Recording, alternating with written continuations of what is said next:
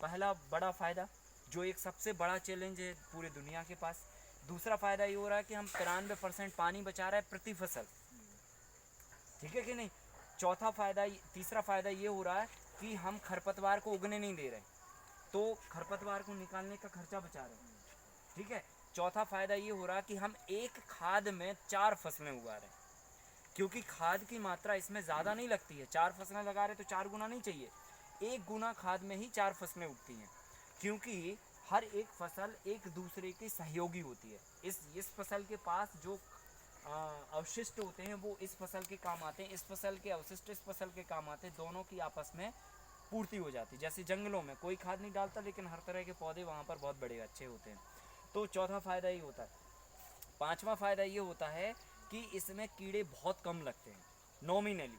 एक तो हम ये पर्दा लगा देते हैं चारों तरफ, इसमें हम साड़ी का इस्तेमाल करते हैं, 2 साड़ियों को सिल के चारों तरफ घेराबंदी कर देते हैं 7 फीट की हाइट पे, या तो फिर ग्रीन नेट लगा सकते हैं आप, ठीक है। तो वो लगाने से बाहर के कीड़े कम आते हैं खेत में अंदर कीड़े कम पैदा इसलिए होते हैं क्योंकि खरपतवार और पानी एक्सेस नहीं होता, तो कीड़े से बचत हो जाती है। फिर छठवां बड़ा फ़ायदा ये होता है कि मौसम का कोई बुरा असर हमारी फार्म पे नहीं पड़ता। तेज़ गर्मी पड़ गई तो लपट से हमारी फसल ख़राब नहीं होगी, तेज़ ठंडी पड़ गई तो पाला हमारी फसल को नहीं लगेगा, और अगर ओले भी पड़ गए तो ठीक है, ऊपर की फसल डैमेज होगी लेकिन नीचे की 2-3 फसलें सुरक्षित रहेंगी, ठीक है कि नहीं। तो वो चीज़ भी होगी। फिर इसके बाद अगला जो फ़ायदा होता है वो ये कि वक्त हमारा 3 गुना बच जाता है। आज की जो सबसे बड़ी चैलेंज है वो ये है कि समय बच जाए भाई, है ना। आदमी कहता है पैसे ले लो पर समय हमारा कम लो आप, है ना। तो समय बचता है। अभी हम 1 एकड़ में एक फसल लगाते, फिर दूसरे एकड़ में दूसरी, तीसरे एकड़ में तीसरी, चौथे एकड़ में चौथी, तो 4 बार समय देना पड़ता है ना आपको। अभी एक बार समय देने पे 4 फसलें हो रही हैं, ठीक है। तो समय बच रहा है। फिर आपका जो है इसमें कहना चाहिए जो हवाओं का जो प्रेशर होता है, गर्म हवा, ठंडी हवा, जानवर, इन सब से भी सुरक्षा मिलती है, ठीक है। तो ये एक प्रोटेक्टिव कल्टीवेशन का, एक संरक्षित खेती का एक सबसे बेहतरीन सस्टेनेबल विकल्प है। और जैसा कि मैंने आपको बताया कि सबसे एक और बड़ा फ़ायदा होता है कि किसान की इनकम इसमें रेगुलर बनी रहती है। आज आप सोचिए, एक नौकरी पेशा वाले व्यक्ति को महीने में एक बार इनकम होती है, ठीक है, और 1 महीने अगर ना हो तो उसको समझ आता है कि इनकम की क्या है कीमत होती है, बराबर ना। जैसे 5 तारीख आ जाती है तो थोड़ा सा दिक्कत आने लगती है, बराबर। अब किसान से पूछिए आप ज़रा कि उसको 6 महीने में एक बार इनकम होती है या 4 महीने में एक बार, और वो भी 95% रिस्क के फैक्टर में होती है कि अगर मौसम ने करवट बदली तो 4 महीने की मेहनत, 6 महीने की मेहनत पूरी जा सकती है, और माइनस में भी जा सकते हैं, बराबर। तो आप इस मॉडल में रेगुलर इनकम जनरेट करते हैं। कभी पत्ती वाली सब्जी से इनकम हो रही होती है, फिर इससे इनकम हो रही होती है, कभी पपाया से इनकम हो रही होती है, फिर कभी ये से। तो इनकम का जो एक मैंने इसमें कैलकुलेशन किया है, इंसान को 3 तरह की इनकम चाहिए होती है ना। एक तो चाहिए उसको रनिंग फ्लो, कैश बोलते हैं जिसे, है ना, जिसमें डेली नीड के हमारे खर्चे मेंटेन हो या मीट आउट हो। एक चाहिए होती है कि भाई थोड़ा सेविंग हो जाए, है ना, कुछ कुछ पैसे ऐसे आ जाएं, जैसे आज 10,000 आ गए तो ठीक है, 1,000 खर्चा में निकल गया, 9,000 हमने जाके गुल्लक में डाल दिए या सेव करके रख लिए कि कभी आए तो उनको हम इकट्ठा करके यूज़ कर सकते हैं। तो ये हो गया एक वो वाली इनकम। फिर तीसरी होती है एक एफडी इनकम, जिसमें आदमी ऐसे पैसे को एफडी बना के रखता है कि जब उसको ज़रूरत हो इमरजेंसी में तब वो उसको इस्तेमाल करे। इस मॉडल में ये तीनों एकदम से होती है। जो पत्ती वाली सब्जी है वो डेली नीड पे निकलती है, तो आपका कैश फ्लो रनिंग में बना रहता है। दूसरा, हमारी जो लता वाली फसल होती है, पपीता होता है, ये आपको कैश इनकम जनरेट करके देता है, क्योंकि इससे क्या होता है, जैसे पपीते आज टूटे, इकट्ठे टूटे, ठीक है, 10,000 आ गए, 5,000 आ गए, 4,000 आ गए, या जो भी है। या ये लता वाली फसल आज हमारी पूरी 1 एकड़ की तोड़ी हमने, ठीक है, 10 कुंटल निकली, 5,000 आ गए, 10,000 आ गए, तो ये आपकी बचत वाली इनकम हो जाएगी। और फिर उसके बाद बचता है एफडी इनकम। तो एफडी हमारी ये होती है, हल्दी या अदरक या जो कंद वाली फसल होती है, इसको आप एक बार हार्वेस्ट करिए और एक बार एक मुश्त आप इनकम दीजिए।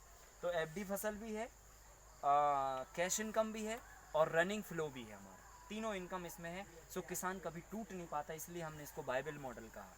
सस्टेनेबल मॉडल इसलिए कहा क्योंकि ये खुद बना सकता है किसान, ठीक है। इसको कोई बाहर से टेक्नोलॉजी लाने की ज़रूरत नहीं है, ये हमारी अपनी खुद की टेक्नोलॉजी है, और हम इसको खुद फ्री हैंड से लोगों को बांट रहे हैं, सिखा रहे हैं कि आप आइए हमारे साथ रह के इसको सीखिए और बनाइए खुद, ठीक है। तो इसको आप खुद बना सकते हैं।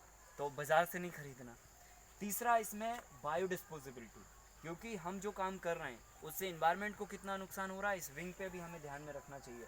तो इन्वायरमेंट को इसमें नुकसान नहीं होता, क्योंकि जो भी चीज़ें इसमें इस्तेमाल हो रही वो सारी बायोडिस्पोजेबल हैं। चाहे वायर हो, चाहे घास हो, चाहे बैम्बू हो, चाहे जो भी हो, वो सारी चीज़ें बायोडिस्पोजेबल हैं। ठीक है, तो बायोडिस्पोजेबिलिटी भी हो रही है। तो इकोनॉमिकल, वायबल, सस्टेनेबल और बायोडिस्पोजेबल, ये मॉडल में इसकी ताकत है। और कम ज़मीन में होने वाला ये बहुत बेहतरीन मॉडल है। इसमें हम इनकम को अपनी 4 से 5 गुना तक बढ़ा सकते हैं। और मैं कहता हूँ कि अगर कोई व्यक्ति एक डॉक्टर बनने का सपना देख रहा है, इंजीनियर बनने का सपना देख रहा है, और अगर उसके पास 1 एकड़ ज़मीन है और वो डॉक्टर इंजीनियर नहीं बन पा रहा, तो वो 1 एकड़ में खेती करे इस मॉडल पे। वो डॉक्टर और एक इंजीनियर की जो एक सम्मानजनक आमदनी होती है वो इससे बना सकता है। ठीक है, तो एक छोटे से छोटा किसान जिसको हम माइग्रेट होने से बचा सकते हैं, और कम ज़मीन में एक बहुत बेहतरीन फसल उत्पादन लेके हम कई तरह के इसमें खर्चे भी बचा सकते हैं। तो खर्चे भी कम हो रहे हैं और दूसरी तरफ हमारी इनकम भी बढ़ रही है। तो इससे बेहतरीन कोई चीज़ नहीं है। और मैं कहता हूँ कि सबसे पहले नंबर आपको इस चीज़ को छोटे लेवल पे जाके टेस्ट एंड ट्रायल करना चाहिए। गाड़ी कोई भी हो, कितनी भी अच्छी हो, जब तक आप ट्रायल ना करें तब तक उस पर आगे नहीं बढ़ना चाहिए। ठीक है कि नहीं? हमने ये प्रयोग किया, हम देश के लोगों को बता रहे हैं, आपको भी पहले प्रयोग करना है, फिर उसको आगे बढ़ना है। तो आप छोटी सी ज़मीन में करो ना, क्या दिक्कत है? 4 कमरे की ज़मीन में लेके इसको शुरू करो। 4 महीने बाद आपके हाथ में रिजल्ट होंगे, आपको पता होगा कि क्या इसमें और अच्छा करना चाहिए और क्या नहीं करना चाहिए। फिर 4 महीने के बाद इसको बड़ा स्केल पे आप लेके जाओ। तो आने वाले समय में इस मॉडल को हमें अपनाना पड़ेगा, और इसी से किसान स्वावलंबी भी होगा, समृद्ध भी होगा, आत्मनिर्भर भी बनेगा, और उसकी इनकम भी जनरेट होगी। ठीक है, तो मैंने आपको ये एक्सप्लेन कर दिया। अभी ये फसल हमने बोई थी अप्रैल के आसपास में।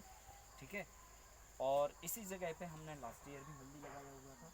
तो अभी यहाँ की ये क्रॉप की पोजीशन ये है। अब मैं आपको दिखाता हूँ जो हमने एकदम सही वक्त पे चालू किया था। सर ये 5 लाइन लगाइए।